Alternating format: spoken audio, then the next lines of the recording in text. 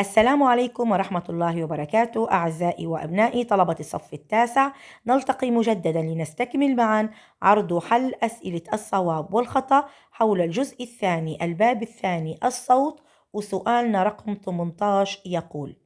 المدى السمعي للجراد أقل بكثير مقارنة بالمدى السمعي للخفاش، صح أم خطأ؟ بالفعل عزيزي الطالب، المدى السمعي للجراد محدود جدا، تقريبا يتراوح من